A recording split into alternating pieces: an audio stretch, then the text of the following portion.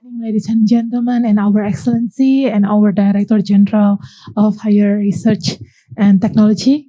I'm Chitra. I'm going to conduct this event. First of all, we are pleased to welcome our honored guest, acting as a Director General, Higher Education and Research, Mr. Nizam. His Excellency Owen Jenkins from United Kingdom, Ambassador to Indonesia and in Timor-Leste. Our Director of Research, Technology and Community Service, Mr. Faiz. Our Director of Research, Dr. Sofwan Effendi and the representatives. The Rector of Institut of Teknologi, Professor Reni Wirahadi Kusuma, PhD, and it will be presented by Dr.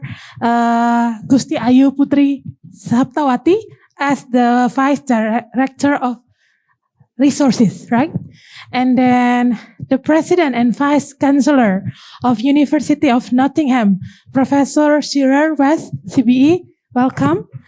And the Director of Facilitate Research, LPDP, the Ministry of Finance, Mr. Wisnu Sarjono Sunarso. The next is Country Director of British Council Indonesia, Mr. Samersya. And also all the rectors and the representative of higher education institutions from Indonesia and United Kingdom. Welcome to our meeting today. Excellencies, distinguished guests and delegates, all ladies and gentlemen, we have a very pleasure to have you here. Good morning from us and welcome to Hotel Athlete Century for UK Indonesia Higher Education Forum co-organized by United Kingdom, Indonesia Consortium for Interdisciplinary and Community Interdisciplinary and the Ministry of Education and Research and Technology. Okay, without further ado, we also conduct this event to discuss and support the opportunities of collaboration research in the future with Indonesian institutions and also United Kingdom.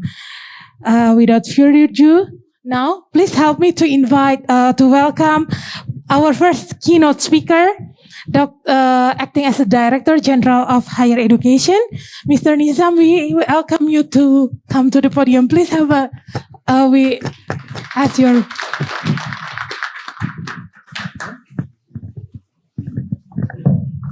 Assalamualaikum warahmatullahi wabarakatuh. Very good morning to all of you. Selamat pagi, salam sehat, salam sejahtera untuk kita semua. Shalom, Om Swastiastu, Namo Buddhaya, Salam Kebajikan. Excellency Owen Jenkins, Ambassador of the Ambassador to Indonesia and Timor-Leste, the Ambassador to Indonesia and Timor-Leste, Ibu Gusti Ayu Saptawati, Vice Rector Institut Teknologi Bandung, Mr. Wisnu Sarjono Sunarso, the Director of Research, LPDP, Prof. Shearer, Vice Chancellor and President of the University of Nottingham, Mr. Samersya, British Council, Country Director Indonesia, Mr. Samersya, Professor Christine Enyu, Provost of Warwick University, and Professor Richard Dashwood, Deputy Vice Chancellor of Putri University, who have sent their remarks today.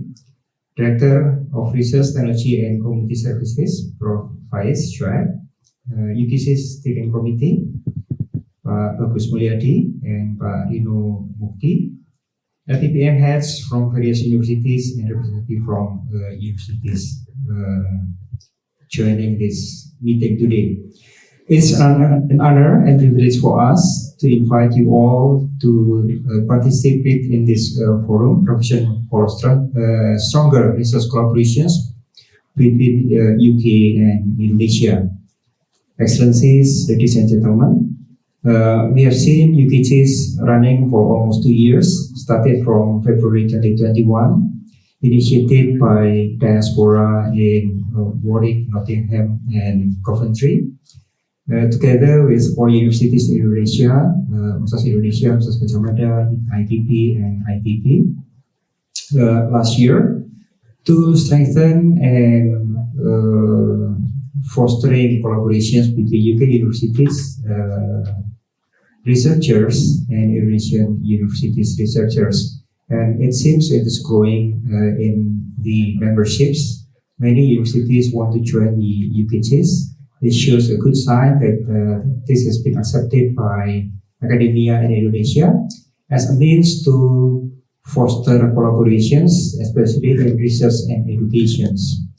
We see the presence of pandemics in the past 2.5 years has strengthened actually collaborations between Indonesia and many partners countries.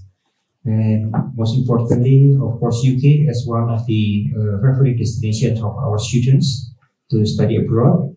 And with the support of LPDP, thanks to LPDP, now we have resources to strengthen the research collaborations as well.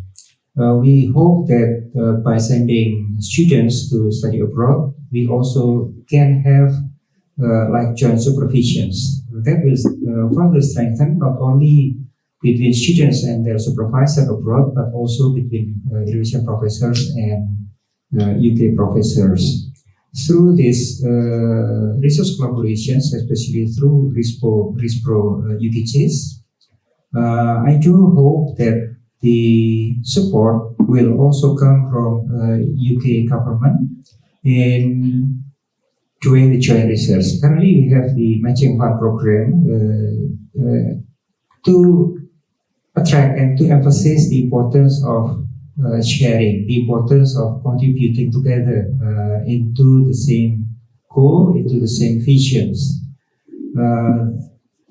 With the belief that through sharing, we double the impact of both sides. We double the impact of investment in research and development, in strengthening human resource development in Indonesia, especially. Now, hopefully also our partners in UK. As we know, Indonesia is rich in research topics, given the positions of Indonesia in the tropics, with the biomega-diversity both on land and on sea.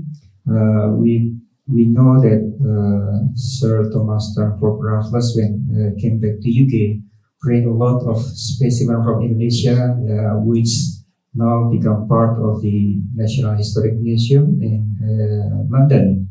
And we also know how Alfred Russel Wallace established the theory in parallel to Charles Darwin, based on research in Sulawesi, for instance. So there are many potential of research topics that if we collaborate together can accelerate the new invention, new discoveries for the humanities good.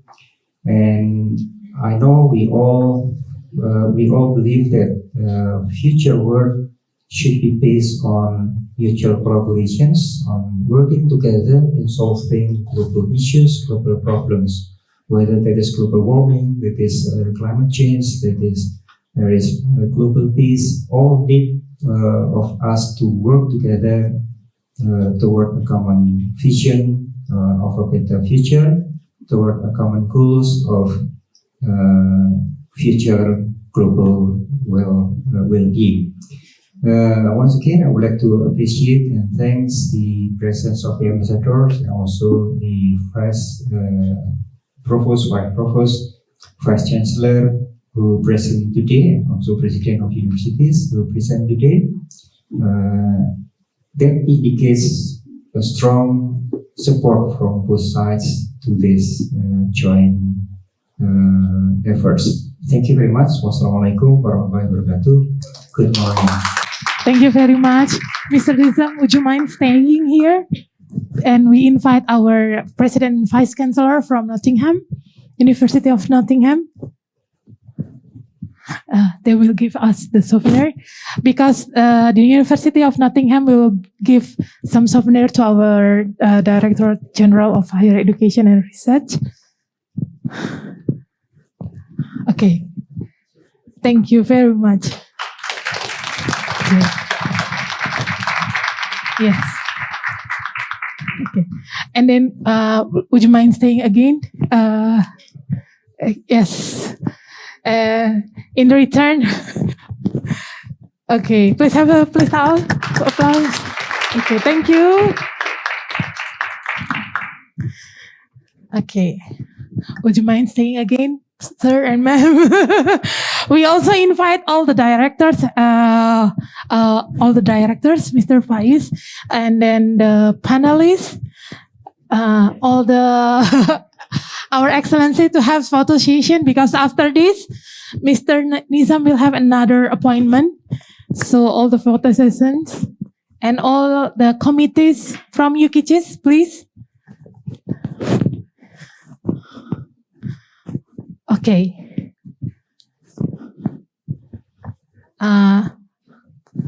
For the photographer, would you mind give any instructions?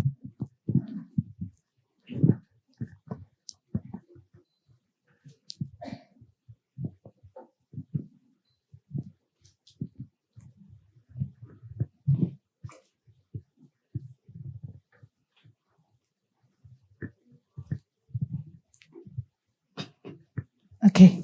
Thank you very much. Thank you very much.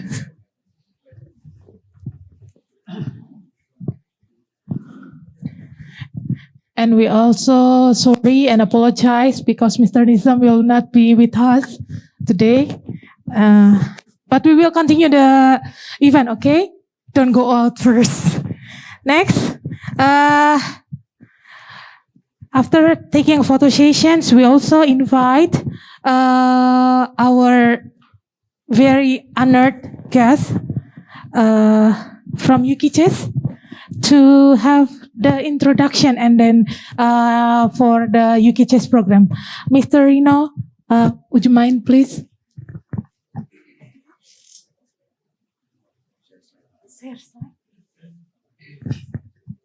Itu Pak di.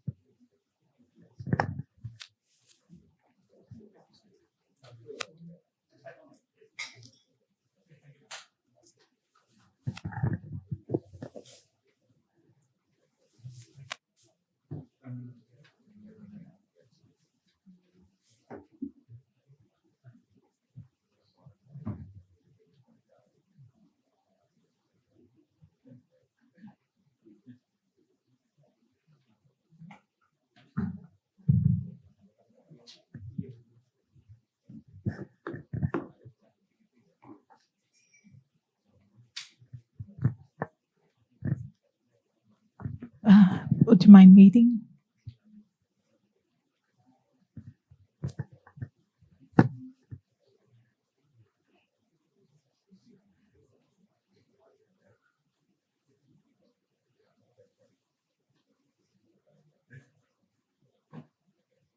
Sorry for the delay.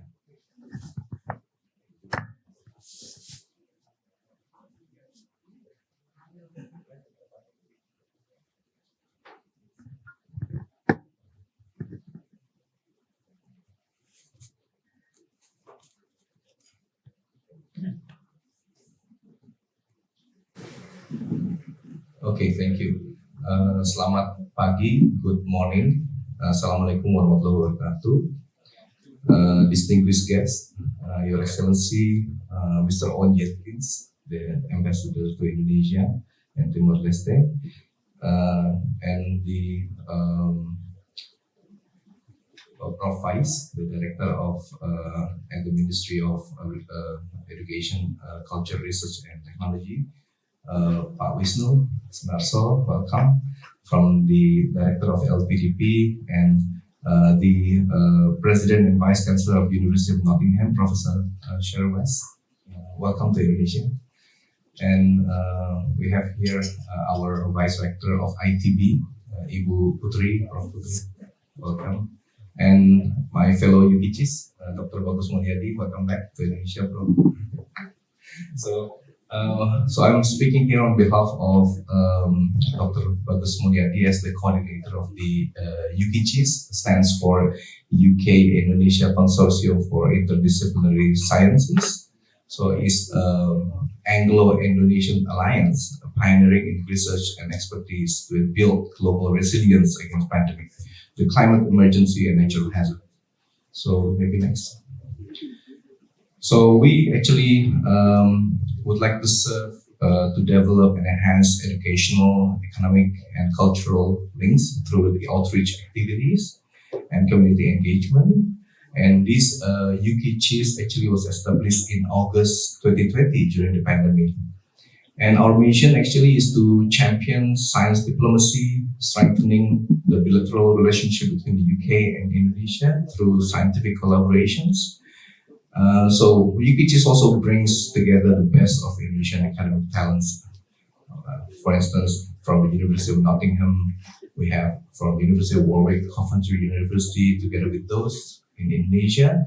For example, Institut Teknologi Bandung, Institut Pertanian Bogor, Gajah Mada University, and University of Indonesia. And I would like to mention also UKICHIS is also supported by the Indonesian Embassy in London, the British Embassy in Indonesia, and Indonesian Ministry of Research, Education, Research, Culture and Research and Technology, as well as the National Agency for Research and Innovation. We mentioned it as BRIN in Indonesia. So next, please. And to remember the establishment of UKICHIS, I would like to show a short clip of video when we were establishing this UKICHIS. Maybe you can start the video. Suaranya.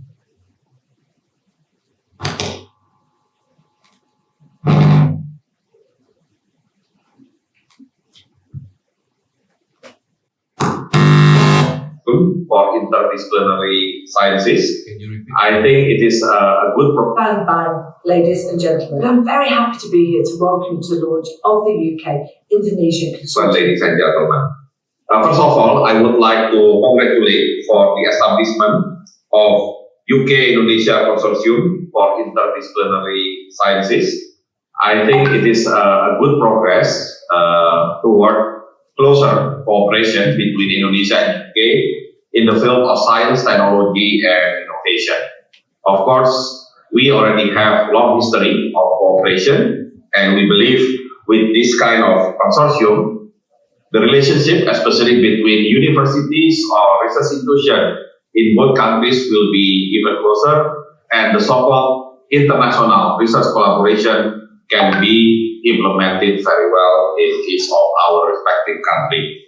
So let me come to this point, and we are thoroughly grateful to be part of this UK ISIS virtual launching with all of you who are watching us in this UK Indonesia cooperations and partnership in research and innovations. It's been an honor for me to address this meeting, very important and excellent opportunity for us to join hands in the time of. So I see a fantastic future for us if we can bring everybody together, if we can build on the great work of the Indonesian diaspora in the UK. And I'm delighted to be able to participate in this event and celebrate the launch of UKI CIS. Finally, I think that's probably all I would say. Absolutely delighted that Coventry is joining the consortium. This initiative is an important one, signified by the immense support from not only academic parties, but also government authorities in Indonesia and the UK. We certainly want to see this initiative develop into a bigger, stronger, and inclusive consortium. But more importantly, we want to see ourselves doing a real work that has impact to our society. And we would like also to suggest that we are keen on facilitating the writings of the potential six-way MOU as one of the founding members of the consortium. Also in setting out the basis for our collaboration. This launch should be taking place just a few days after the launch of the Research and Innovation Agreement between the Indonesian and UK government. Okay, that's all commitment mentioning during the inauguration of the UKGIS in August 2020. So we remember those events, even though we had a hard time during the pandemic.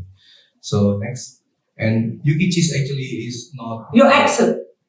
Yeah, next please. UKGIS actually is not about collaboration among the universities. So we also open up inclusive partnerships with the government. For instance, Dr. Agus Mulyadi here has established with colleague the collaboration with the West Java governor. So picture here is the governor of West Java, Indonesia, Ridwan Kamil, about the transportation projects, electrification transportation projects. And hopefully these could also solve the problems, global problems. Thank you. Next.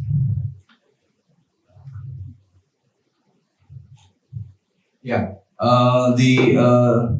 including the vehicle for research and innovation partnership. So there is a UK-Indonesia roadmap has been established from 2022 to 2024, and of course in the future we will work in these directions. Thanks. Thank you. And this is our activities in the past.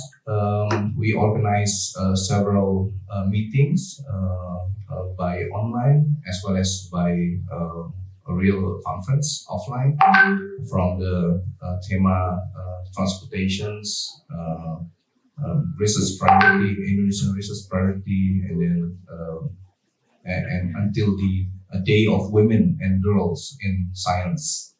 And last but not least, actually, we also discuss on the health security.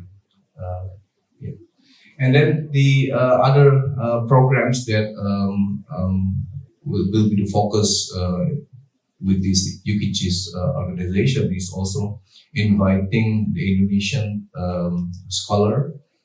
For example, the University of Nottingham already invite Indonesian doctoral for the training partnerships. So there are 13 co-supervised PhD by the University of Nottingham in 2020, and then 50% funding for PhD by Warwick University, and then from the Coventry University, a degree by research program. They call it program name was Code to Tell, if I'm not mistaken. So it's a joint PhD supervision, Coventry University and the Indonesian University. As well as the UK university also invite several students, Indonesian students from several universities through the ISMA program. And to initiate this program, actually we were grateful that we were supported by the LPDP, the Indonesian Endowment Fund, through the Ministry of Education, Culture, Research and Technology. At the initial phase, actually we were supported by the Directorate of the Human Resource. We have our special guest at the backside, Ibu Juniarti and Ibu Anis. Please stand up, Ibu Juniarti and Ibu Anis. So they are the person who helped us with the establishment of the RISPRO, namely RISPRO UKGIS 2022, that result with several research grant recipient in Indonesia from the Indonesian University. So and also this is supported by LPDP, of course. Dr. Wisnu here from LPDP, we should be grateful for his presence. And then the amount actually were allocated 44 billion rupiah, maybe it's almost about 2.3 million British pound sterling. And then, of course, the project management office was selected. It was IPB University. So the project will start 2022, this year already started, and then it will end 2026. It's a multi-year project. And then I would like to show you the recipient. Next. Okay, so these are the recipient of the research grant of the RISPRO Mandatory UPGs 2022 from the Indonesian government. We have several universities received the research grant, not only from the UKGs, what do you call this, initiators, such as ITB, UGM, but also other universities such as University of Indonesia also now receive the research grant, as well as the private university, University of Ciputra, also received the grant, as well as the incoming will be the coming member, University of Hasanuddin from the east of Indonesia, also received the research grant. And then from the UK counterpart, not only the three UK university initiator, that is University of Nottingham, Coventry University, Warwick University, but we also have other participants from UK, such as Warwick University and the University of Manchester. As well as there is a proposal with the second member from the other European countries, such as the Freie University of Berlin in Germany, and also joining the proposals. And other stakeholders that I cannot mention one by one. There is the research institutions, BRIN in Indonesia also joined one of the proposals, as well as the government, research R&D institution from the government, so one of the government in Indonesia also joined the proposal, as well as the other private university as a member in one of the proposals. So congratulations to all of you who contribute to this UPGs program of RISPRO mandatory by LPDP and the Ministry of Education, Culture, Research and Technology. Can we go back? Before. Okay, and actually the theme of the RISPRO UPGs, the scope actually we put some Indonesian national research priority, special emphasis on green economy, blue economy, digital technology, tourism, and health. Of course, we also welcome the other topics in future that we can work together. Next. Yeah, so we would like to discuss about our future here in this forum, if possible. So the UPGs 2022 to 2026, yeah. We would like to also to have a support from the other agencies, such as British Council, Mr. Sunarso. Thank you for coming to this forum. Because there is a Newton Fund program. It is a very interesting program, and of course we would like to see the opportunity how we can work together. And then we would like also to seek the global partnership program. Mr. Bagus maybe can tell more about this. And of course, in Indonesian side, we also have to maintain our focus. We have national research priorities from the Indonesian government that we should keep this in this track. And then in Indonesia, we are now increasing our productivity, especially in scientific publications, from the natural science to social sciences. And we always look at the most reputable journal, such as in the quartile one type. And it is very important for us to contribute in science and technology. Of course, we would like, by having this forum, human resource upskilling is very important. And then we would like to increase the mobility of our academia from Indonesia to UK, or maybe from UK to Indonesia, because we consider the international presence, international colleague present in Indonesia is very valuable for the development of Indonesia. mutual development in Indonesia and UK. And to facilitate our PhD students with joint supervision, very important for us in the university, we would like to increase this opportunity. Of course, we have diaspora, Indonesian diaspora in all over the country, especially in the UK. Of course, we would like to ask their help for leveraging the impact in Indonesia. And we would like to strengthen the UK-Indonesia relationship to promote establishment of Indonesian language and culture. Yeah, so not forgetting about the culture, that is one of the our strength in Indonesia. We have so many culture, diversity of culture. So these UPGs can be the platform for development of such culture to have a good social life. And to disseminate research impact via annual UPGs conference, of course, we would like to meet often.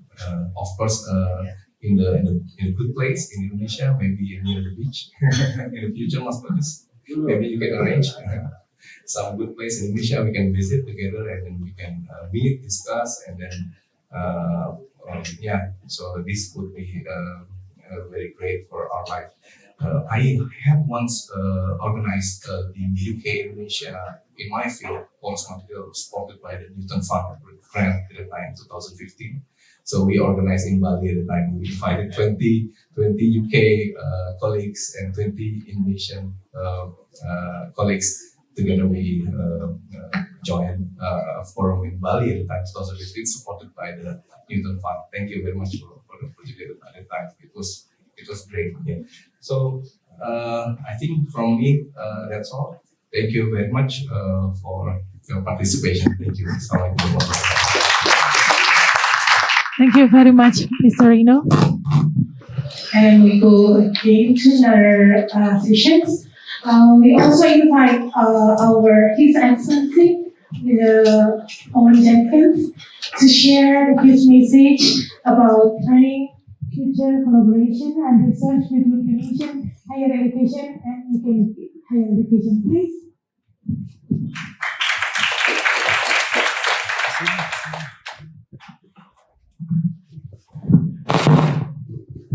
Thank you very much.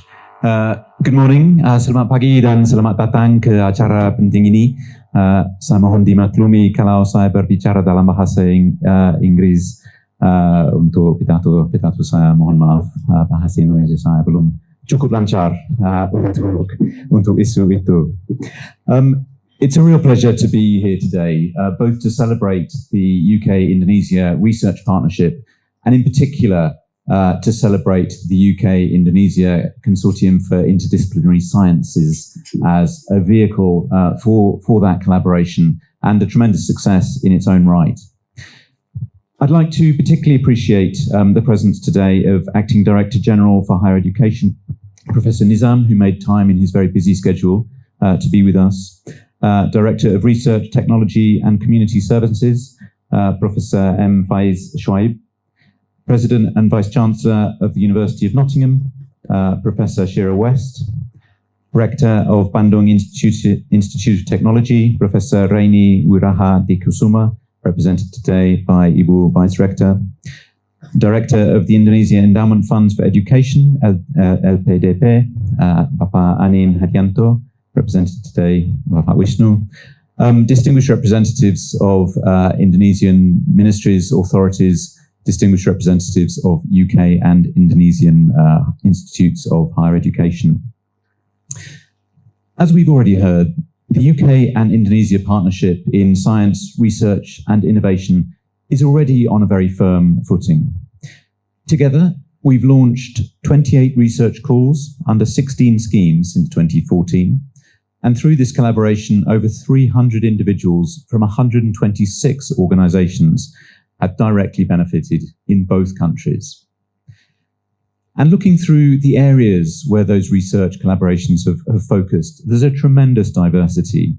This has included groundbreaking research on management and restoration of biodiversity in the Wallacea region. And one of the highlights of my time in Indonesia was attending a conference in Hasanuddin University to look at that centuries-long collaboration between British and Indonesian researchers in that area. But we've also done research on battling infectious diseases. There's been work on mangrove and peatland conservation and restoration. There's been work on natural disaster mitigation and a new program to mentor and help scale up 50 Indonesian innovators. But we're keen to do even more.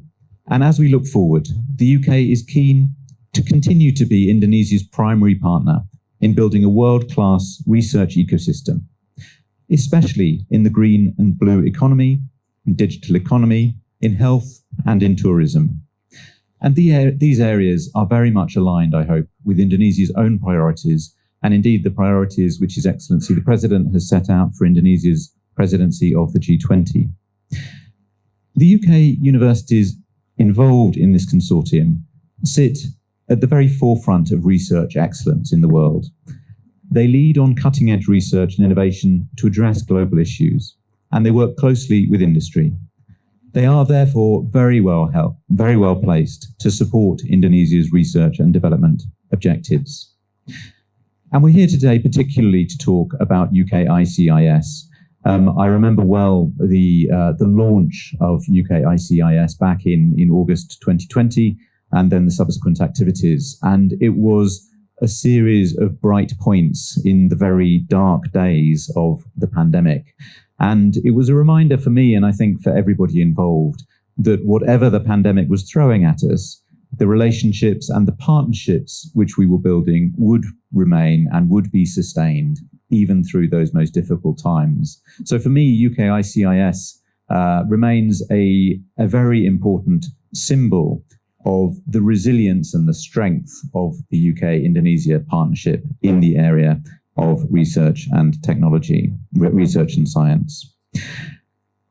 Because of that, the British Embassy is delighted to have provided support for that launch of UK ICIS and the RISPRO UK ICIS call in 2021, as well as facilitating further matchmaking events with UK researchers just a few months ago. As you can tell, I very much welcome initiatives such as RISPRO UK ICIS, by which the diaspora scientific communities in Indonesia and in the UK can work together and grow long-term partnerships. I'm very proud that the UK is sharing its knowledge, its scientific expertise to work closely with the Indonesian science community, both here in Indonesia and in the UK. But I'm also very proud that the UK's community is learning from its Indonesian peers that the benefits and the exchanges are flowing in both directions. This is a partnership of equals, and long may it remain so. And in closing, just let me say that I personally and my team at the Embassy remain very ready to continue to support UK ICIS in the future and to continue to support UK-Indonesia cooperation in this very important area. Thank you very much. Thank you very much. And now we come to the panel discussions that will be moderated by Dr. Agus Mulyadi. We also invite the Vice Rector of ITB. Okay, thank you. Thank you very much. Thank you very, very much indeed, His Excellency Owen Jenkins. Previously, we have heard from Professor Nizam. I'm very grateful today, happy for three very different reasons. So I am Indonesian, currently in Indonesia. So this is hometown, which is very happy. I've been missing Indonesia, not very often traveling because of the pandemic over the last 2 years. But I'm also working at the University of Nottingham and benefited a lot from the healthy environment in the UK that has given me so much in terms of provision of research and teaching environment. I benefited a lot to be able to work at the University of Nottingham, facilitated to work with the likes of Dr. Rino Mukti, fellow steering committee and others, and to witness my former university, the alma mater of mine, ITB, represented by Dr. Putri, being here. And today, not much that I want to say that haven't already been said. So we will continue our event today by doing a discussion. The point of the discussion is to discuss potential areas of collaboration, that's for sure, but specifically for the provision of stronger research collaboration between UK and Indonesia. I think what we're witnessing here is unprecedented. So we have representative from the Ministry of Finance, Endowment Fund for Education, Dr. Wisnu Sunarso, Professor Faiz Swaib from Community Services and Research Technology Directorate of the Ministry. And we have representative from the universities and the Country Director of British Council, Mr. Samarshia. Together, we have representative from very important institutions to discuss what to do next. Now, here's what we're going to do. So there are 4 discussion panelists who will share the platform with me to answer some of the questions, including ones from the audience. But I will give time for up to between 5 to 10 minutes, and I will call each one of you to deliver your presentation, and then to join me at the panel discussion stage there. So the first in the list is Dr. Gusti Ayu Putri Saptawati, Vice Rector of Resources from ITB. Now I would welcome you to Pak Owen Jenkins. Thank you very much for coming.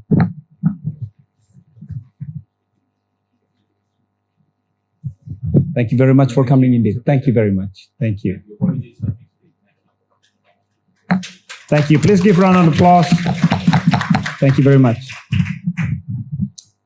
So the first in the discussion session to give a presentation or talk is Dr. Gusti Ayu Putri Saptawati, Vice Rector of Resources from ITB.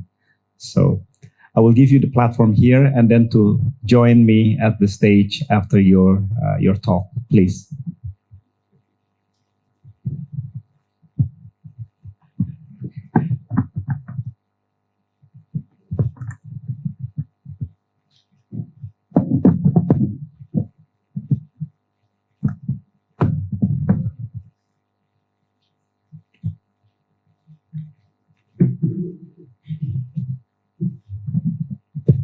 Good morning, all of you. Assalamualaikum warahmatullahi wabarakatuh. Salam sejahtera, Om Swastiastu, Namo Buddhaya. First of all, I would like to thank to the committee that already worked so hard to make this activity happen this morning. Pak Bagus and the team, thank you very much. And I also want to say thank you to Professor Shearer from Nottingham, Mr. Summers from British Council, Pak Wisnu from LPDP, and also Prof. Faiz from Kemendikbud. I also send best regards from our rector, Professor Reni, and apologize from her because she cannot attend this event. She has to go to Singapore for another meeting. And this is her message for this discussion. First of all, UK Indonesian Consortium for Interdisciplinary Sciences, UKSIS, I said UKSIS, is already successful to pioneering research and expertise to build global resilience against pandemics and the climate emergency and also natural hazards. This program has been serving to develop and enhance educational, economic, and cultural link through the activities and community engagement. And the first launch of this program, I think in August 2020, during the very, very hard pandemic time at the moment. ITB has recognized that UKICS has successfully brings together the best Indonesian academic talent at the University of Nottingham, the University of Warwick, and Converti University together with 3 university in Indonesia. First is ITB, Institut Teknologi Bandung, Universitas Gajah Mada from Yogyakarta, and also Institut Pertanian Bogor from Bogor. This platform also has supported the Indonesian Embassy in London, the British Embassy in Indonesia, and also support from Indonesian Ministry of Research and Technology or National Agency for Research in Indonesia. ITB vision for this platform is we already routine organize FGD, focus group discussion, in the form of general lecture, workshop series, and also international conference that aims to attract potential collaboration to our leading research topics and group. And I'm pleased to tell you that our researchers has developed a good collaboration and also joint PhD supervision with Converti University, University of Nottingham, and also University of Warwick. And this collaboration has shown several publications and reputable journals. In particular, to the international conference, one of our school, that is School of Business and Management, has organized a very good event and then invite Professor Benny Cahyono from Converti University as a member of the UK ICS that has contributed to the conference. And secondly, Professor Irwanda Lauri from Warwick University has also contributed to the international conference discussing solution to our big problem about Citarum River problem. And I think a few weeks ago, there is some news in our television telling us that this activity has shown a very, very good solution. The river is now looks so nice, and many community has come to this river and to enjoy the moment.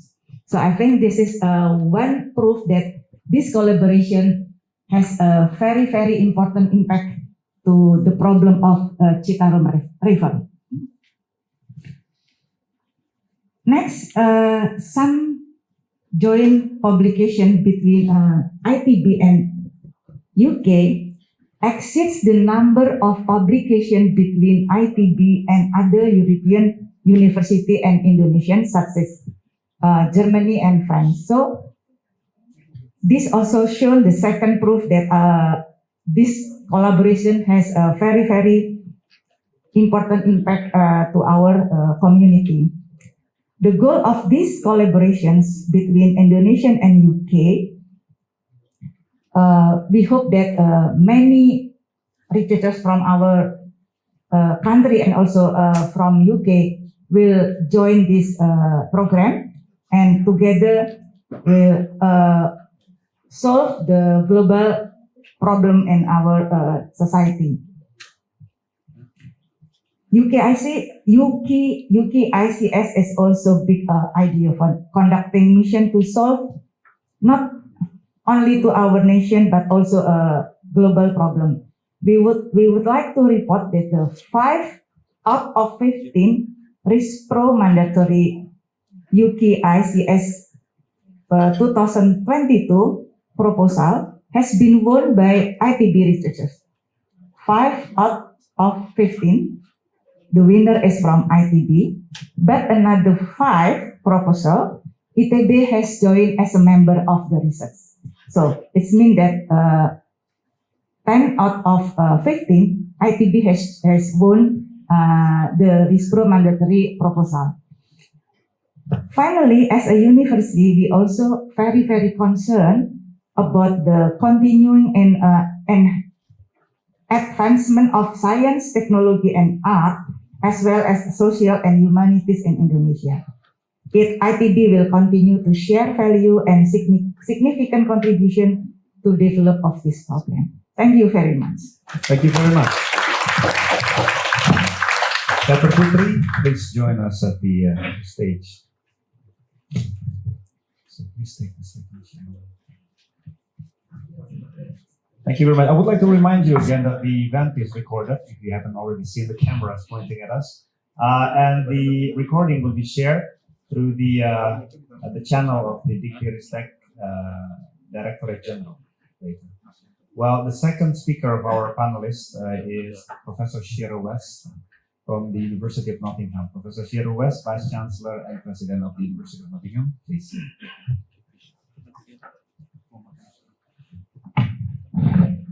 Thank you very much, Bagus, and it's a great honor to be able to speak to today's UK-Indonesia Higher Education Forum on behalf of UK CHIS. And I want to welcome everyone and thank our hosts. In particular, I extend my warm regards to His Excellency Owen Jenkins, British Ambassador to Indonesia and Timor-Leste, friends and colleagues, and fellow rectors and presidents. Thank you all for joining us today and for what promises to be a fascinating discussion. To begin, I'd like to introduce the University of Nottingham. Nottingham is an inherently international university. We have campuses in 3 countries. We have 45,000 students from 156 countries. And we have research collaborations with over 7,000 organizations around the world. And this includes, in terms of our sort of community, 300 Indonesian students studying across our 3 international campuses in the UK, in Malaysia, and in China.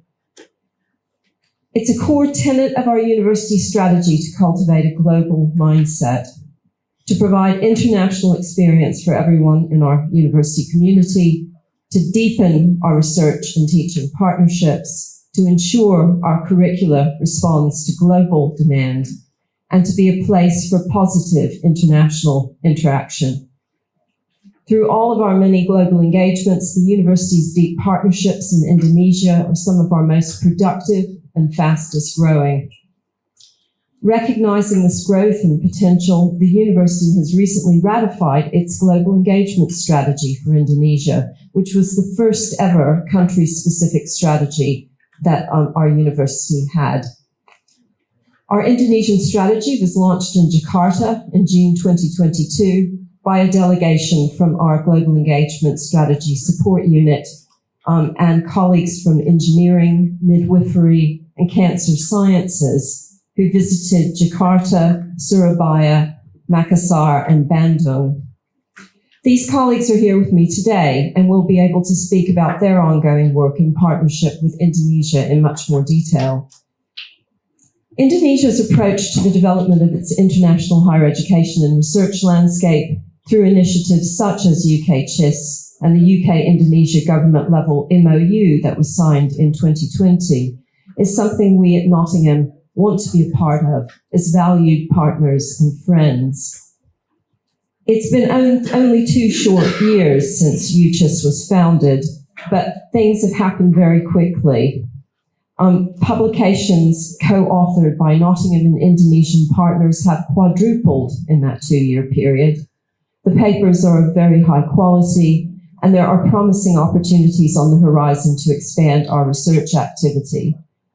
As well as our chairing of UK CHIS, our comprehensive collaboration in recent years has seen us welcome multiple significant dignitaries to our campus, including some colleagues in the room today. We've hosted the Indonesian Scholars International Convention. We've co-developed new midwifery curricula. We've developed the Indonesian Doctoral Training Partnership. We've delivered MRI and Center of Excellence training programs. We've worked with Indonesian government to refine sustainable growth priorities. We've established the Nottingham-Indonesia Collaboration for Clinical Training and Research, and we've launched a spin-out clinical company in Indonesia. So this is all in very recent times. And I'm proud to be part of another significant delegation here today from the University of Nottingham to Indonesia. With colleagues from our faculties of engineering and medicine and health sciences and core functions of alumni, civic and international relations. We're here to meet with key partners and colleagues at universities such as Gadjah Mada, Pajajaran, Airlangga and Andalas. And we've already engaged with key colleagues from the Indonesian government yesterday. So the University of Nottingham is committed to our partnerships in Indonesia, and I'm looking forward to the discussion today and exploring how we can take these partnerships even further. Thank you very much. Thank you. Hello, I am delighted to share a short video message with you as part of this UK-Indonesia Higher Education Forum. I know the forum is discussing the development of stronger UK-Indonesia research collaborations, an ambition that the University of Warwick fully supports. Warwick is a comprehensive public university in the UK and is a member of the Russell Group of research-intensive universities. Being globally connected is critically important to us, and we are proud to be ranked by Times Higher Education as one of the top 25 most international universities in the world. Of course, research is a collaborative international endeavour, and we can only tackle major problems such as the UN SDGs through sharing and developing knowledge, expertise, and capabilities across nations. In 2015, we identified Indonesia as a potentially important research partner for us at Warwick, and since then have sought to build close connections with several Indonesian universities with expertise complementary to our own, including in the areas of biomass energy conversion, health monitoring, humanitarian engineering, crop science, urban rehousing, and women's empowerment. These varied collaborations have been supported by the Newton Fund, Global Challenge Research Fund, and the British Council, as well as our own seed funds, and have led to a variety of important research discoveries and impacts. Building on these successes, Warwick was pleased to be one of the founding university members of the UK-Indonesia Consortium for Interdisciplinary Sciences, which was launched in 2021 to grow and increase the impact of UK and Indonesia research collaborations. This consortium recently received generous funding from the Indonesian government via RISPRO. This support is most welcome, and of course we are keen to see reciprocal support from the UK side. The UK-Indonesia Consortium for Interdisciplinary Sciences is, we believe, an exemplar of how to strengthen UK-Indonesia bilateral partnerships, and we are keen to help make it a success. Going forward, it might be usefully emulated by other G20 countries. Beyond this exciting initiative, Warwick is committed to supporting the UK-Indonesia Partnership Roadmap 2022 to 2024 and is keen to explore other partnering opportunities within Indonesia. We look forward to working with you, with LPDP, and with colleagues at the British Embassy in Jakarta to support and grow our research collaborations and increase research capacity in Indonesian universities further, to the mutual benefit of both partners. I personally shall be in Jakarta later this month and would welcome opportunities to explore future collaborations at that time, so do please get in touch. Let me close by wishing you fruitful discussions at this forum.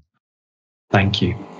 Thank you very much indeed. Now our third speaker and panelist will be the Director of Research Facilitation of LPDP, Ministry of Finance. Mr. Wisnu Sunarso, please.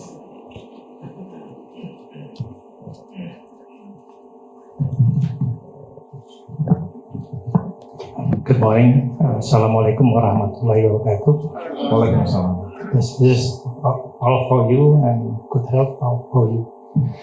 On behalf of the LPDP, please convey my regard from President Director of LPDP, Dr. Andin, that he cannot come today, and he asked me to represent LPDP in this very important meeting.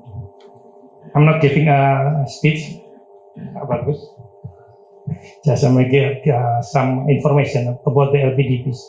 LPDPs is an endowment fund organization of the Republic of Indonesia, start from 2010, and now today we I have to read. Today we managed about 7.72 billion US dollar, or in rupiah is 120 trillion rupiah. And most of the services of LPDP is going to for scholarships. And today we have total awardees of the LPDP, 32,842 people. And then the alumni is about 16,000. This is about the scholarship. And then the research itself, we start scholarship on 2010, and then the research start 2013. We have about 1,671 topics of research. That's about 92 million US dollar our funding for the research. About the scholarships, unfortunately, University Nottingham, they only have only one people get a scholarship from the LPDPs. So I hope that the next day we can have a more awardee from the LPDPs going to Nottingham. This about this year ongoing. We have 393 awardee, but only one choose Nottingham. Sorry for that. And we have to do more. Will be more. Yes, we LPDPs support the UKISS, the program start 2020. Then we have about 4 years long-term research funding, about 44 million rupiah. So each year is about 11 million.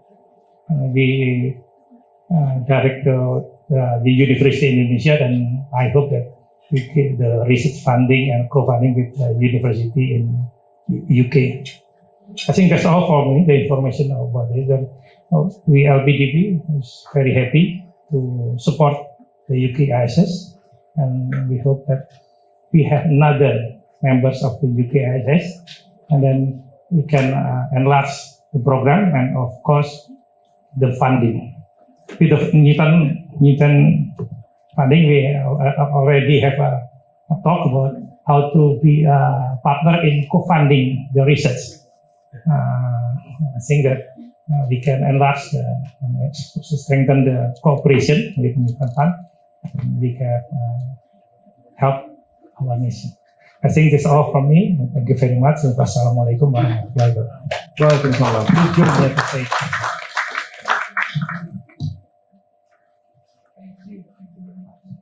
Last, the discussion panelist speaker will be Country Director of British Council, Mr. Sunarso. Please.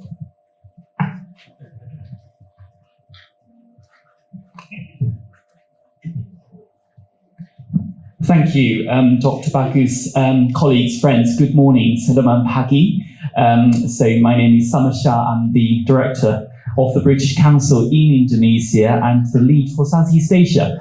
Thank you very much for inviting me here today to say a few words about our work to support the science and research collaboration between UK and Indonesia. It is a subject that's close to my heart, and so I'm delighted that I'm able to tell you a bit more how we have supported this great initiative, in particular through the Newton Fund that we manage on behalf of the UK government, which I think has been mentioned several times by colleagues. But I want to start by sort of sharing something that really struck me, which is President Jokowi's vision, which he mentioned during the State of Union address on the 16th of August 2021. The President mentioned that Indonesia needs to have enough capable human resources who master science and technology to keep the country progressing forward. So I think that is really a key principle that drives a lot of this work, and I'm delighted that the UK is working together with Indonesia to support that ambition. So let's talk about Newton Fund. So this is a fund dedicated to science and research from the UK government, and the British Council is one of the delivery partners globally of Newton Fund. And here in Indonesia, we have been delivering Newton Fund since 2014. So it's been 8 years. We're already seeing a lot of impact and fruits out of the Newton Fund. So in particular, I want to highlight 3 things that really make Newton Fund so significant and impactful. The first one is, of course, the funding that's provided by the UK government through Newton Fund. So far, we have managed over 15 million pounds, including through all the delivery partners, including the British Council as one of them in Indonesia. And that, to our delight, is met with the match funding from the Indonesia side that we have been working very closely with the Ministry of Education, Culture and Indonesia Science, and also the Science Fund and the Research and Technology. So I think UK is one of the few countries that have achieved this match funding from Indonesia, and certainly, the UK CIS initiative is another testament to the collaboration that between our 2 countries and the serious commitment when it comes to funding from the 2 countries. I think the second highlight from the Newton Fund is how we have managed the funding through open grant calls and having good governance in place to manage all of these research calls that has ensured transparency, fairness, and research relevance to Indonesia and the UK. And I think because of that, it has attracted both public and private sector participation, so including many of the universities represented here and in the UK, but also companies like Rolls-Royce and other partners like the Australian National University or the Indonesian Met Office, and the various ministries across Indonesia. So I think that really demonstrated how relevant the research is and how much sort of the broad landscape we're able to work with.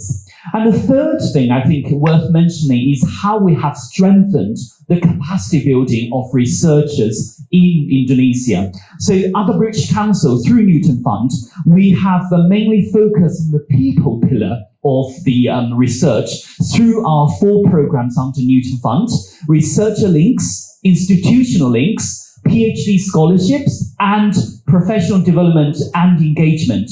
In particularly, we targeted early career researchers. I think many of you would agree that they are the ones who need the most support at the starting sort of time of their research and their work. And so to support that, we also run several technical trainings, such as how to write in international journals. So in total, over the last 8 years, we're proud to have supported 42 UK-Indonesia research partnerships. And the impact. So I think it's fair to say that we're already seeing a significant improvement in the ecosystem that many colleagues already talked about in the research and innovation in Indonesia. And we're already seeing some impact stories coming out of the research.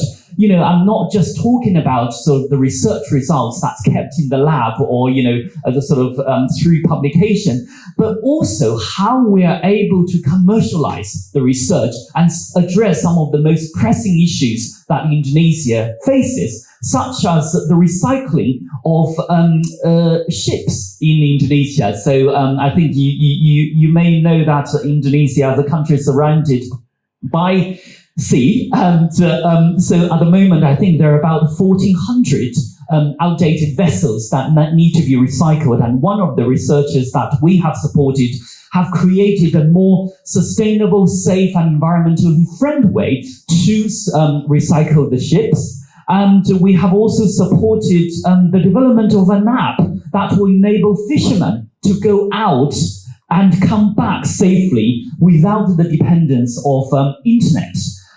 So that again is very relevant for many communities here in Indonesia. And also, streamlining the tsunami warning for Indonesia and beyond. So again, a matter that, is really important and relevant for many of the communities living in more than 17,000 islands across Indonesia. So I think that's where we see the real benefits of the research we have supported, that they can directly benefit the communities across Indonesia and offer commercial values.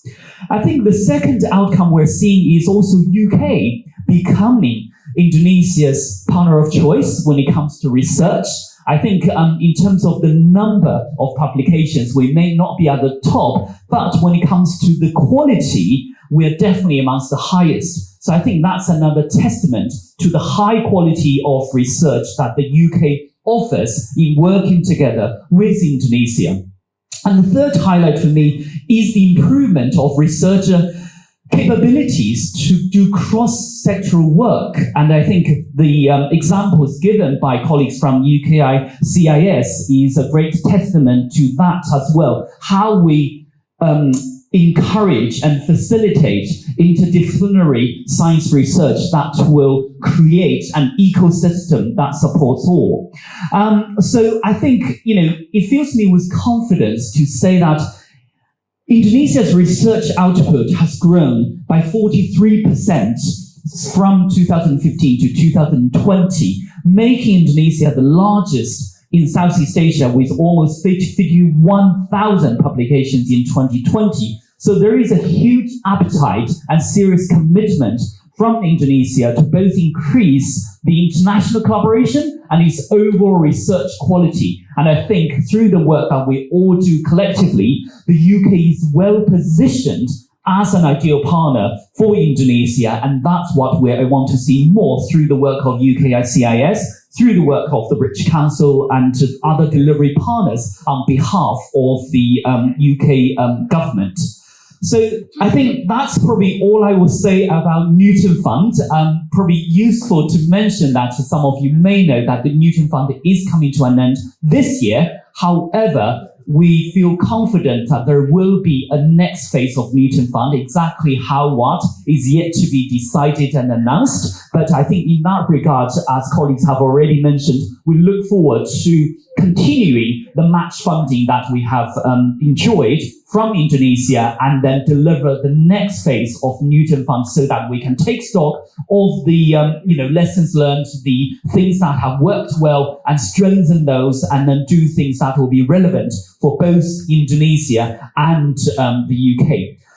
Two more things I'll mention while I've got the mic. One is about, I think, again, mentioned by, I think both Pat Nizam and Dr. Reno, how we need to support more women in science, okay? So I think, well, the last figure I got, according to UNESCO, worldwide, only 30% of the researchers are women. And within the higher education sector, only 30% of women who would choose STEM subjects, which suggests that there is more need for us to support women in STEM. So in that regard, the British Council has been running Women in STEM scholarships in the last 2 years to support women from Southeast Asia to study master degree programs in the UK. And we are determined to continue supporting more women in STEM. So we would need your help to help us spread the word and encourage more women to choose STEM subjects and do science and research in that regard.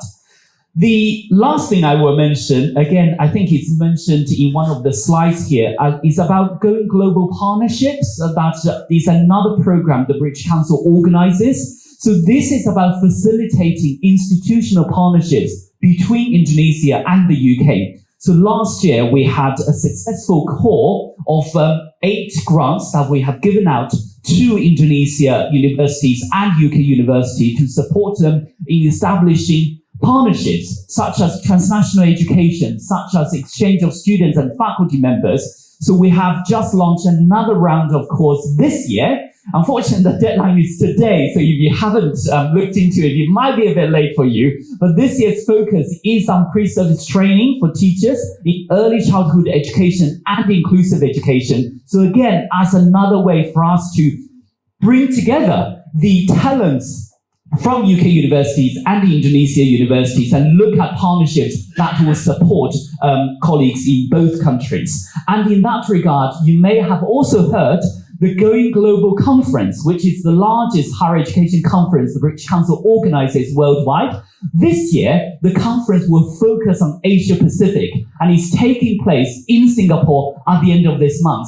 So if you need more details about that, come and talk to me. You should have already been invited to that conference so that you will be able to talk to like-minded colleagues and your peers and build more links and partnerships. So that's something for your diary as well. And I'll stop there and join the panel discussion and happy to answer more questions. Thank you very much. Thank you. Thank you very much. We are going to have a discussion, and for you to prepare at this point some questions, because you will be given the opportunity to do so. I think we will have time for 2 to 3 questions, and then I will invite you to ask questions by raising your hands. There's a microphone there ready for you. But first, having listened to the presentations or the talks from ITB and Nottingham, I do have some questions for the university leaders here, the ITB and UON, and also representing universities in this room. What do you see in terms of research collaboration, things that we have to focus on in terms of research collaborations between UK and Indonesia? I know there are some mentions about ships being needed to be restored, but in terms of your roles as a university leader, what should be the focus of research collaboration be?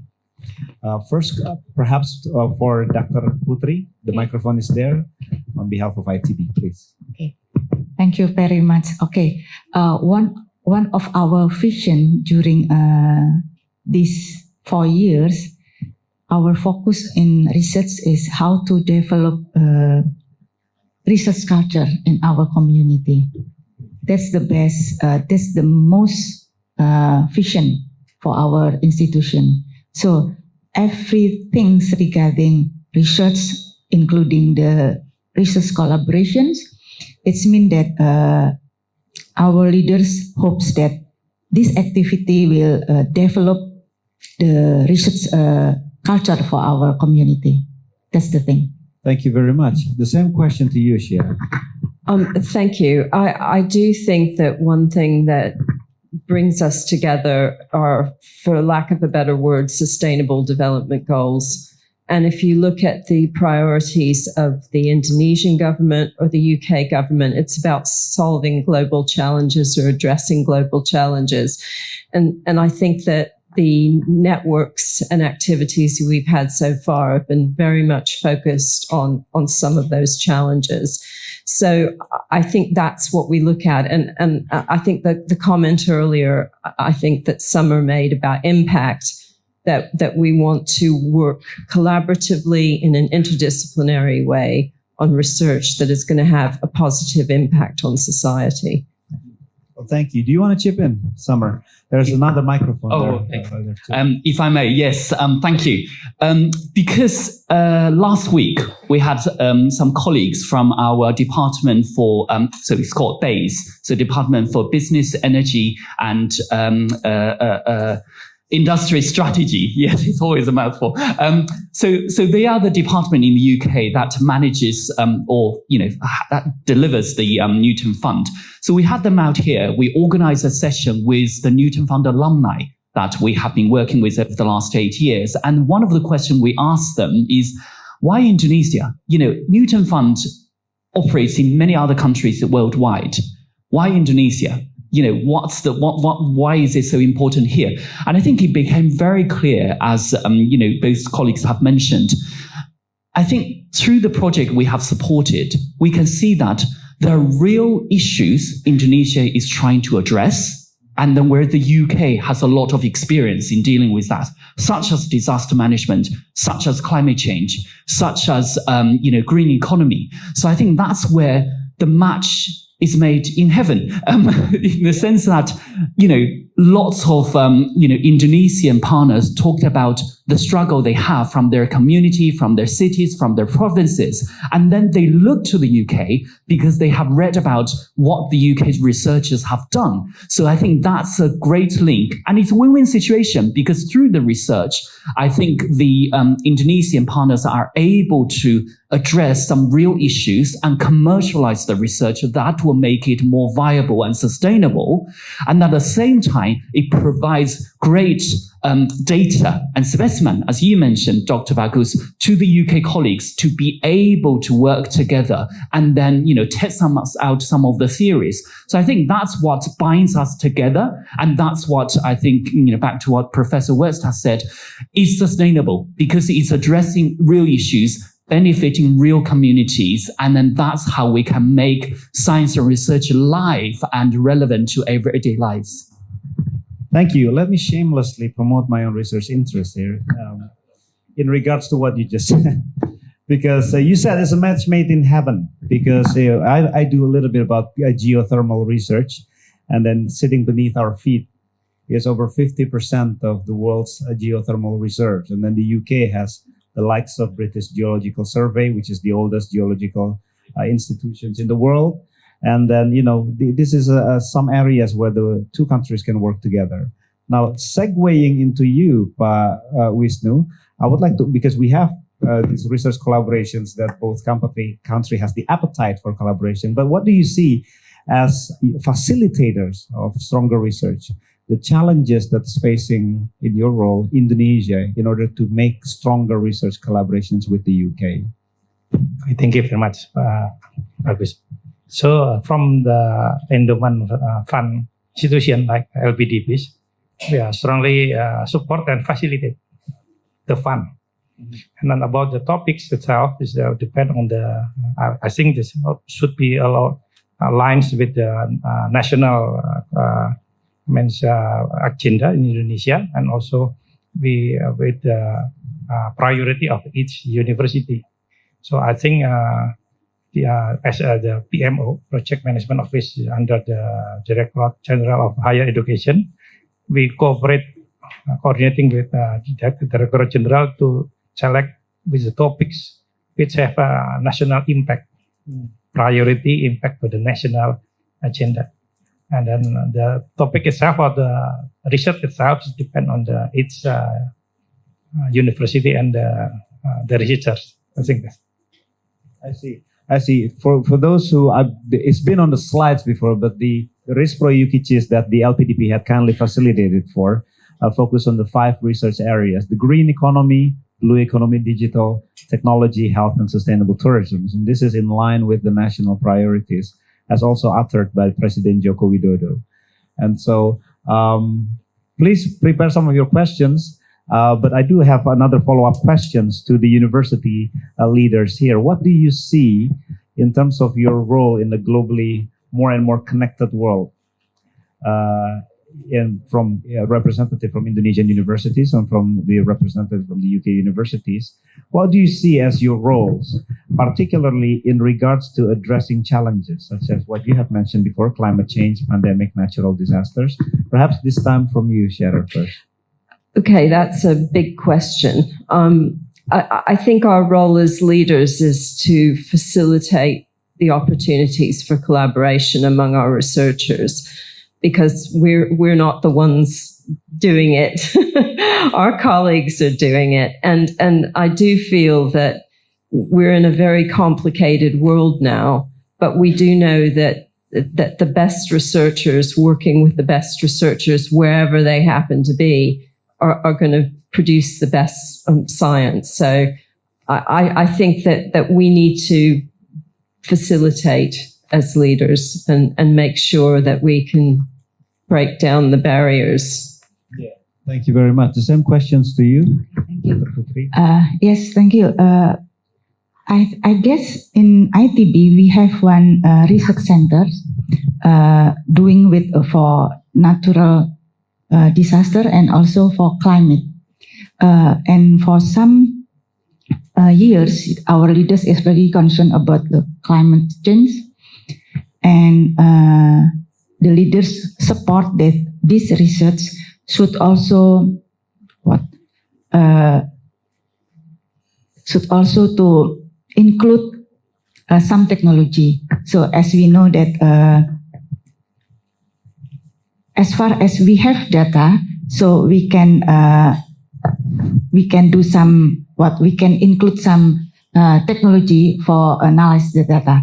But for ITB itself, climate change is one big issue for the research proposal. Thank you. Thank you very much. Now, certainly to address these big questions, climate change, we just had this pandemic, you need to accelerate innovations that enables you to tackle these challenges. And some of the problems that I see, and this is also relevant questions to you, Wisnu later, is how do you change or even expedite translation of research into innovation?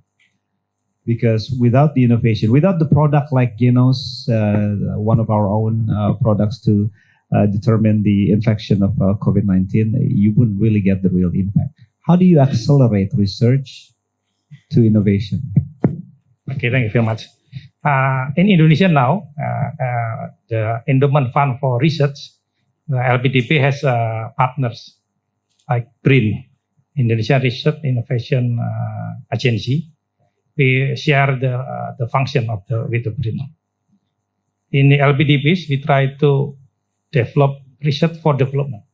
That means that we try to now not start with the research come from the researchers.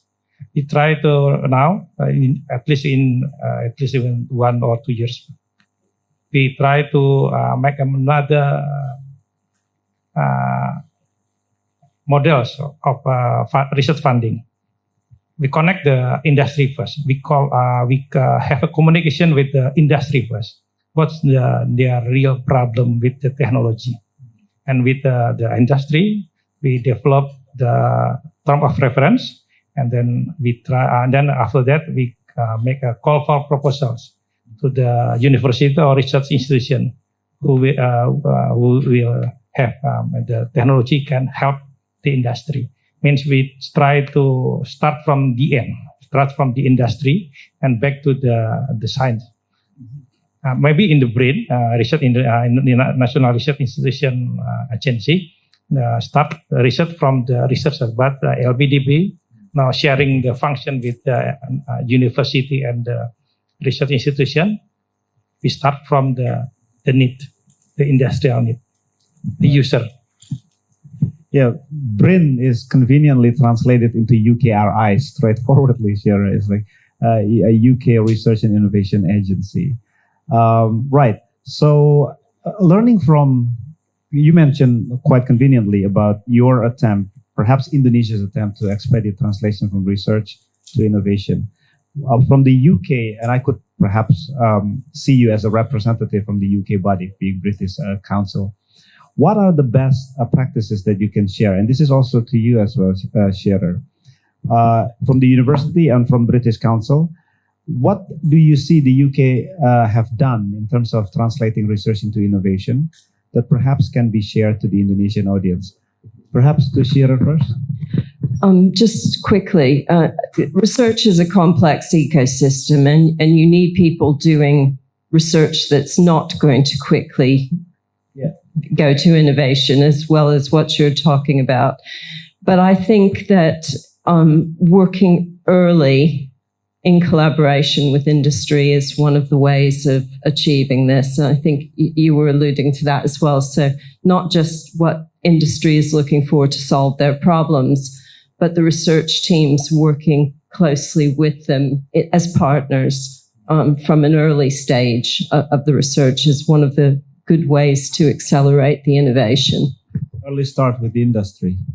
Yeah, I would very much echo that. And I think in addition, perhaps to that industry link, is also thinking about the communities that you represent. I think that's particularly relevant for Indonesia. So the earlier example I mentioned, when I spoke to this researcher about this app that he's developing for the fisherman, because he's like, well, I come from a fishing village. Lots of my families and friends, they go out without knowing whether they will make it back safely or not.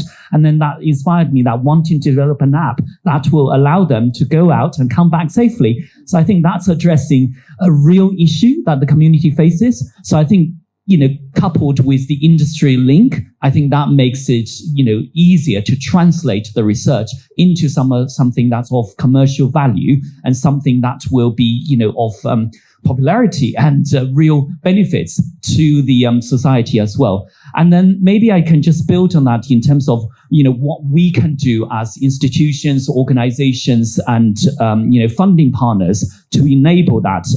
I think there's something also about sharing lessons learned and sharing best practice on a multi-country forum so that, lots of the, for example, issues are faced by several Southeast Asian countries in the context of ASEAN. So I think it's useful to, bring people together and look at the co-creation in addition to the bilateral relationship that we already have through the UK-Indonesia research collaboration, but bringing other partners in from like-minded, countries. So you mentioned earlier there's or Dr. Reno mentioned there's a German partner that might come in as well. So I think that's interesting. And then because some of the challenges are faced, by several countries. The other thing I think, again, that will support this, translation is to have strong monitoring and evaluation, and then to think about that from the outset and also develop the capacity of monitoring and evaluation, within the researchers, because sometimes that is perhaps, not given enough emphasis. So I think that's something else really important to set out right from the start.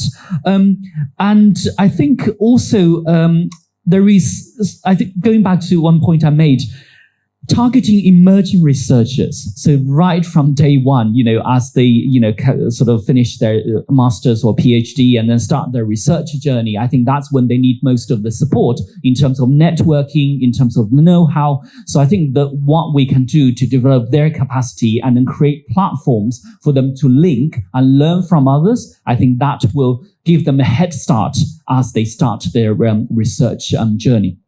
Thank you.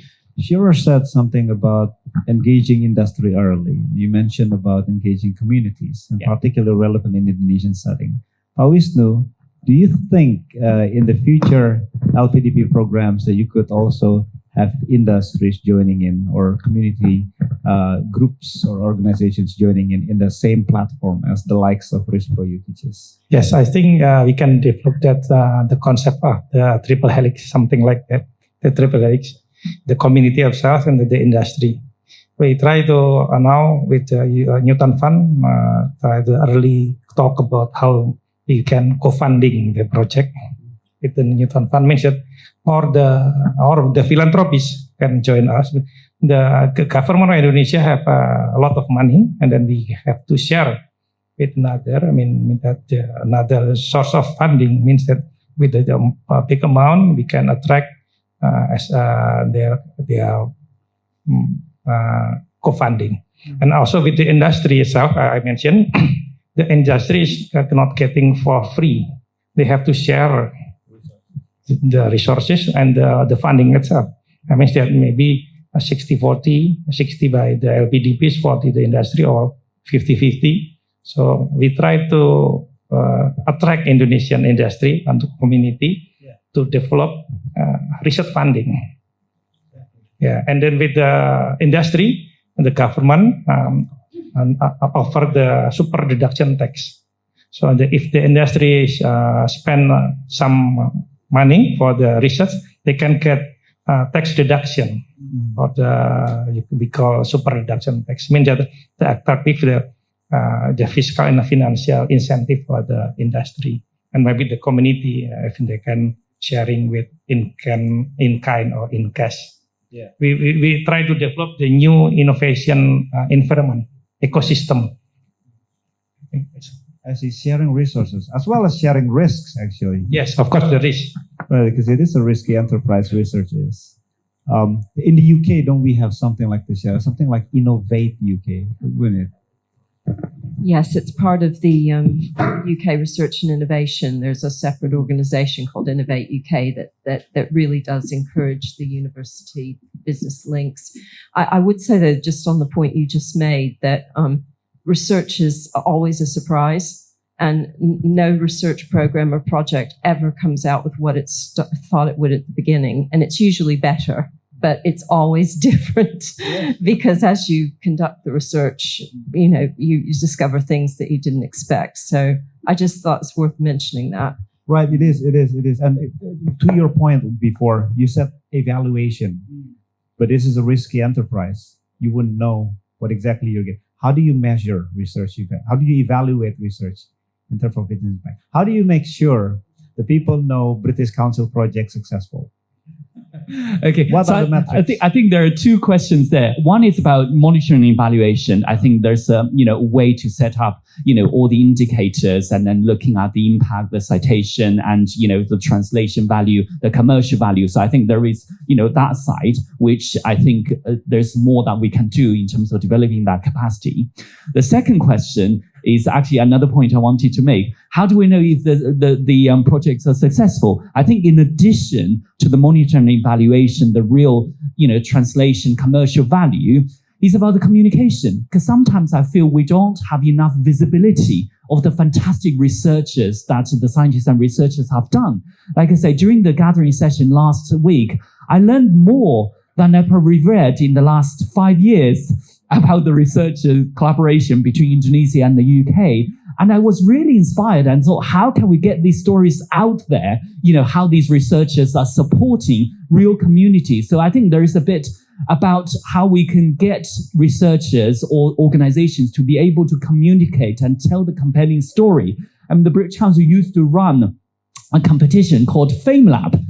So this is basically, we ask the young researchers to the stage, give them 3 minutes, and then explain their research or a very, difficult, complex scientific topic to the audience to get the message across, such as, nanotechnology or artificial intelligence. So I think it was really inspiring to see that, because then once the audience get it, once the general public get it, then there's more buy-in and more support. So I think that's the part that we could help researchers do in terms of capacity building, so that they are changing lives and making the world a better place. And it's our role to promote that and then inspire more people. Thank you, great answer. We already have a buy-in from the audience right now. So I see Professor Fasli Jalal in the audience from Universitas Yarsi. Please, can you tell us who your questions are addressed to? Yeah, thank you, Dr. Bagus. As mentioned before, I'm from Yarsi University, and I'm the president of the university. I would like to ask all of you, right now, close 1 to 4 of Indonesian children are stunting, which will affecting their social development and intellectual development and productivity, and also they are very prone to non-communicable diseases later on. So the president has chaired the special committee on addressing stunting, because the cause of stunting is multi-dimension, from poverty, from behavior, communication, lack of the good behavior, and from availability of food, nutritious food, and also the parenting quality of the household. So I'm now chairing the consortium of 280 universities in Indonesia, helping the 314 local government to reduce the prevalence of stunting. So then from policy, financing, the institutional setting is quite okay right now. But we are lack on the research support from genomic, who are really prone on to become stunting. And then from the community point of view, what kind of the indicator can be developed together with community, and then what kind of effective intervention to be provided by different layer of government and different sector involved. Because right now, 23 ministers responsible in their own portfolio. And for ITB, for example, because we have two prong of approach. One, what we call nutrition sensitive intervention, which is 70% of the result coming from this. And then nutrition specific intervention, which is the traditional nutrition program, which is held by Ministry of Health. But for water and sanitation and hygiene and behavior of the community in using water and sanitation is one of the most problematic right now, Ibu Putri. Can the ITB, because ITB so far is not joining this big consortium by university, IPB already, UI already, Gajah Mada, but can we orchestrate this, and especially for Pak Wisnu, how come the research funding from LPDP can also support if we map out what kind of research agenda needed and who does what and for what particular objective? And then in this regard, can the UK join this? Because we can start from genomic, from the cellular aspect. We can go to the health services in the hospital, in the community health sector, and then from public health point of view. But I think the most important thing is what we call BCC, behavior change communication, which is also multi-sectoral. Thank you. Thank you. There's a salient point there from Professor Fasli Jalal, perhaps for Shearer. So this stunting, or in the UK we commonly call it failure to thrive, right? It's a common, often singled out by the president himself as a prevalent problems in Indonesia. The questions I think is pretty clear. So perhaps from ITB and for the rest of the panelists, what can we do about it in regards to stronger UK-Indonesia collaborations? Would you like to start, Ibu Putri? Yes, thank you. Thank you, Professor Jalal. Yeah, our rector has identified this issue. She mentioned in several meetings how important that ITB contribute in the stunting problems. And as far as I know, one of our school, that is School of Life Science and Technology, has been pointed out by our rector as a leader for these problems. And I know that I think for the fund of 2022, our rector has give more attention regarding the funds for ITB to help this problem. And of course, we very, very delighted to join with UK to really focus for this problem together. Yeah. It's obviously a huge problem, and I think I would say two things, one general and one specific. The general one is that this is exactly the kind of issue where you need social scientists. We've been talking a lot about technology and innovation, but you need a lot of social science input into this. But having said that, I also want to sort of make a note that my colleague Louise, who's here, has been working with midwifery programs in Indonesia. And I know that this is an issue that's part of the conversation that you're having with your colleagues in other universities. I don't know if you want to say anything about it. There's a microphone there, Louise, if you... Yes, thank you. So hello, everybody. So I am midwifery, and I've been working with midwives across Indonesia for a number of years now. And one of the issues that came up during the June visit was around stunting. We did used to call it failing to thrive. We've now got a new terminology of faltering growth within the UK, but obviously within the World Health Organization, they do refer to it as stunting. And I think there's lots of work, as we've been saying, it's actually got to be a collaboration of a number of different professions. But I think midwifery is going to play a huge part in this, because if we care for the health and well-being of our women whilst they're nurturing and growing their babies, then we can actually have babies born that are a good weight, and if babies are a good weight and then are fed properly in their early years, then those are the things that we need to use. But quite possibly it is about education.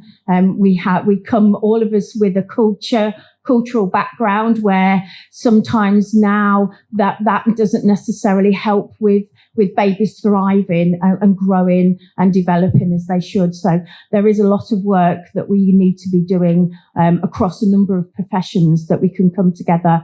And there's one project that we'd started with Erlanger of putting together an education program that would help with mothers to help tackle stunting. And once we know we've got that funding, then hopefully we'll be able to take that forward. But if anybody wants to come speak to me about this, then please do. Thank you, Louise. Thank you very much. Wisnu, would you like to chip in on the stunting? Thank you, Pak Fasdi Jalal, my senior. Yes, today the fund from LPDP is run by the BRIN. It's about 400 billion. You can direct go to BRIN, Pak, and ask, because they are every 2 months usually they open for call for proposals. The system is a merit system. Yeah, your proposal should be reviewed by reviewer, and if to pass, you can get the funding for your proposal. But we can talk later, Pak, habis ini. Please stay, Pak. Yeah, I mean that the endowment fund for the research invest by LPDP, but the using or the running the program is BRIN. Okay. Yeah, but you can talk with BRIN and also with LPDP, because we have another source of the money. I think that's all. Thank you very much, Pak Wisnu. We have in the audience a Miss Prodita from The Conversation Indonesia, Editor-in-Chief and CEO. Please. Hello, good morning, everyone. First of all, I would like to say congratulations for this wonderful, wonderful initiative. Thank you. At The Conversation, we're part of like the intermediary within the research ecosystem. I was sitting here and also thinking about this idea of making sure that the research that has been carried out through this research collaboration can be communicated to the public. I was about to ask in the panel, the panelists were talking about monitoring and evaluation and making sure that there's early talks with industries from the start. And then Pak Summer mentioned about making sure that the communicating of the research is carried out as well. And I want to, from The Conversation, I want to say that we would love to be part of this initiative and be part of the activities of communicating research out there to the public. And I want to, ask within each organizations, for all the people sitting there, how big is the investment, the investment and priority to make sure that communication is part of research activity? So that's my question. It's a very good point. Before I give it to the panelists, I just want to announce that the RISPRO UKGs will be collaborating with The Conversation, so that for every research produced through this funding, we will try to make sure at least that the community gets to know what this is all about at the minimum, at the maximum to get actually the translation of its research into the betterment of their well-being. The question is a good one. So what are the level of investment? Perhaps from ITB first, I think it's relevant to all of you. In regards to ensuring there is a communication element in that. Thank you. The question is really what hit me very hard, because as your question is about research, honestly, I have to tell that at the moment, ITB hasn't been put some funding for research and communication. But as leaders, we do aware, and also we not only aware, we struggle with the issue of communication. So our leader has put some fund for hire a consultant to help us for doing a good communication. So we haven't been thinking about the research, but maybe I will point Mr. Rino, because he is in charge for determine the research topic for every year. So I think this may be a good, because maybe as an engineer, most of us are engineers, so sometimes we take for granted about communication. So we think that everything solved by mechanics, tools, something like that. But when for me, actually, before I'm appointed by Rector as a Vice Rector, I'm just an ordinary lecturer. And my background is in Informatica. You know, Informatica is we just talking about machine, something like that. And the first years when I was doing my duty, I struggle with communication. So sometimes we have some policy and it has been go through the community, and this very, very struggling for us. So thank you very much. So we will pay more attention for communication regarding research. Thank you. Thank you very much, please. First of all, the conversation is a very powerful platform to reach out to the public. So I appreciate the collaboration that you've offered with UCHIS. We do think a lot about communication in the UK. Our UKRI, our research funding body, expects researchers to reach out to the public in a variety of ways. Our communications team within the university has a very strong focus on research communication. And we even have an Institute of Policy and Engagement in Nottingham, which is designed to help build the capability of our staff, our researchers, to communicate their work, which is, kind of overcoming some of the problems you're talking about. If you're a specialist in one area, you're not necessarily, communications is not your thing. So I just think it's very important, and just want to thank you for bringing it up. The same question. Yes, thank you very much. I think with the conversation, LPDP has more than one conversation, I think.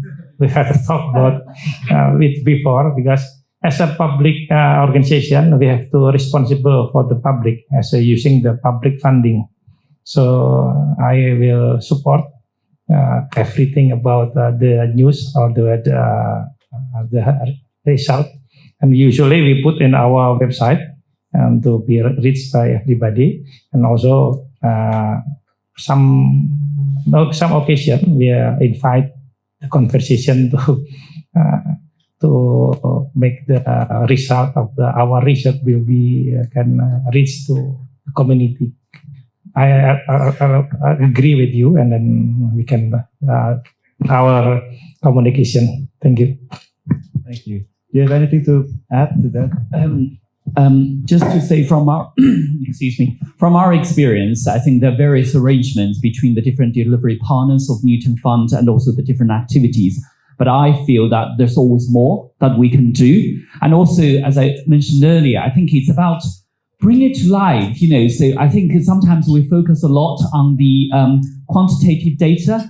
I think it's more of the qualitative data that, sort of the real stories that will touch people. So I think that's where we can focus more. And then that's what we as an organization, the British Council, want to do more. So it's great that, the conversation is offering this opportunity. So right now we are looking at impact stories from the last 8 years from managing Newton Fund. So I would love to collaborate with you and in the conversation, and then bring to life some of our researchers. I mean, they talk passionately about what they do far better than I can explain. So I think it's about giving them the spotlight and then showing how they are helping their communities and making this world a better place. Thank you. Thank you. Indeed, connecting with the broader audience is very important. I do from time to time utilize my Instagram for that purpose, so please do. All right, that's a nice segue. We do have time for one more question from the audience, and then I see, please could you first introduce yourself, Bapak? Yes, thank you. So I'm Arif Arialsam. I'm the Dean of Medicine, University of Indonesia. Yes, so just for information, until now, I think we have collaboration with Nottingham and also Coventry. And also my researcher have got Newton Fund before research about the fungals in Indonesia. My question to Pak Wisnu in LPDP, we have programs that we call double degree programs for undergrad. Our student can get MD from us and then get Master of Research from Newcastle, UK, and Bachelor of Science, Monash and Melbourne. And also we have a double program for specialist residency. They got specialists from us and got a Master Research from Melbourne. So the question is, it is possible to our student can get scholarship from LPDP, especially for taking degree from abroad, like from Newcastle, or maybe we start to to talk about the double degree with the Coventry for our PhD programs or something like that. So it is important. I mean, it is possible if LPDP can support these programs, especially just for taking a degree from abroad university. Please, thank you. Thank you, Pak. Usually, LPDPs have since 2010 and to now, we have called the scholarship for the master and PhD degree only, what we call the native program of the LPDPs. Start from 2020 with the Ministry of Education, Culture and Research Technology. We have another you call program Merdeka Belajar or ISMA, something like that. So the requirement for the LPDP is the student should be master or for the PhD, or should be have a S1 in Indonesia for the get the master degree. But we have to say that what they are means that they start from the beginning, not continuing give scholarship continuing. Mean that you could start from master 1 year and then you ask for another 1 year. Usually we start from the beginning for the master and the PhD. And you can also read the requirement, the condition in our website, because I'm not tidak ingat one by one, but for the double degree means as long as meet the requirement for the condition of the LPDP, you can have a communication with us. But usually we give the master and the PhD. Okay, thank you very much. Thank you very much. So we have only that much time to cover such a wide-ranging topic. I'd like to try to bring the thread of the discussions together. We have discussed identifying research focus to collaborate between the UK and Indonesia. We have established that we do have some really, we use the term a match made in heaven, as you said, really, because it's really complementary what the UK and Indonesia has. And then we have talked a little bit about provision of funding to promote this research partnership. We talk about monitoring and evaluation. We talk about the importance of communicating our research and its impact to the broader audience. And we have talked about some important issues like stunting. We're talking about many different things, but it's certainly not enough. And the UKCHIS is one that aims to become as inclusive of an organization as possible. And so attending with us here are other UKCHIS members, and also non-members, the new members, and soon-to-be members in the future. So With that, I would like to first close this discussion session, and please give a round of applause to our panelists. And as I welcome them to go back to their own seats, I would like to segue to our next discussion, to our next session, in which we will welcome new UKCHIS members. So I mentioned a little bit about UKCHIS being an inclusive organization. So it's not inclusive enough if all the members are from Java Islands, I think. So with this happy occasion, I would like to announce 3 new UKICIS members, being Universitas Airlangga, ITS or Institut Teknologi 10 November in Surabaya, and Universitas Hasanuddin. So these are the 3 new members of the University of Indonesia, and I would like to welcome their representative, one from each universities of Airlangga, Hasanuddin, and ITS, to come forward and take a picture together with Pak Faiz also, and the representative from UKCHIS universities. So I would like to welcome Shearer again to come in, and Dr. Putri to come, and Mas Rino as a steering committee to come as well. And we take a group photo together signifying the new membership of the UKCHIS.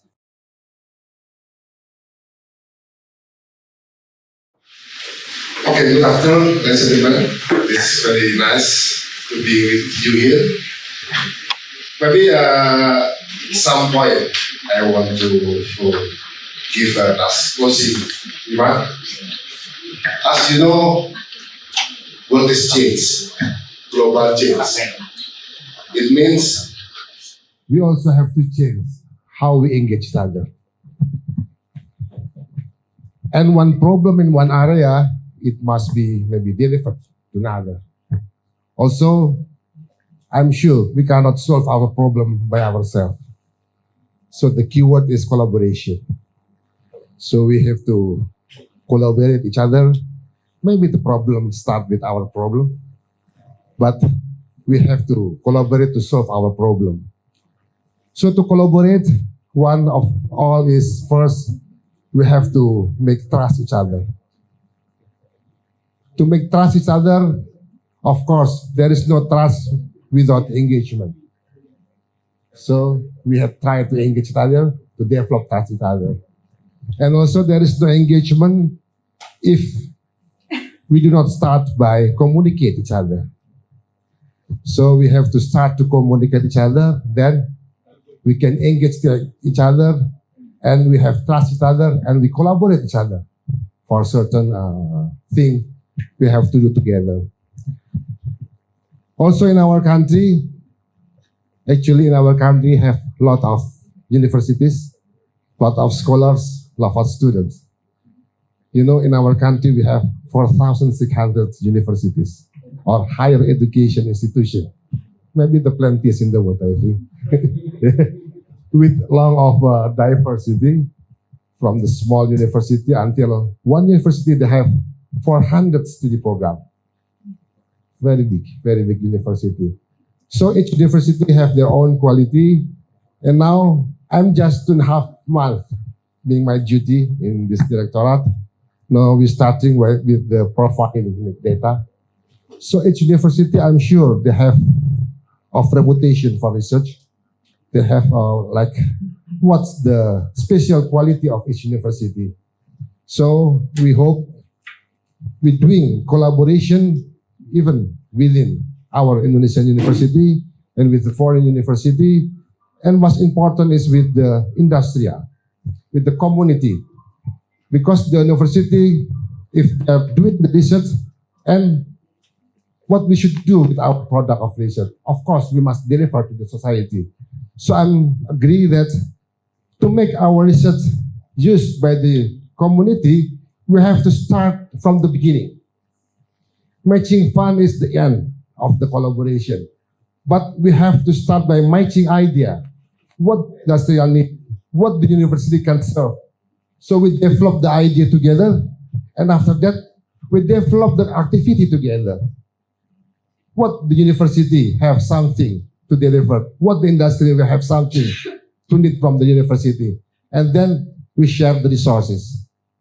Also for research funding, we're talking with LPDP, we're talking with BRIN, we're talking with the BUMN, what each institution have the resource, and we put together the resource, but with the same whole picture, you know. So we put the puzzle in the future. So we do hope what we are doing have beneficial to each other. So we welcome for friend from UK, and I hope it's also spreading for the other university, and of course for the other country maybe sometime. Okay, thank you very much. Hope we'll be going well and broaden, and thank you very much.